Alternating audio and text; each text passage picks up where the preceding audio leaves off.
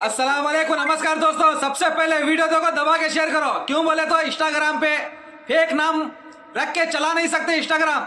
आज इंस्पेक्टर हमारे कर्नाटक के कह रहे हैं इधर वीडियो डालूंगा, देखो आपके दिमाग से आप अपने नामों से चलाओ इंस्टाग्राम।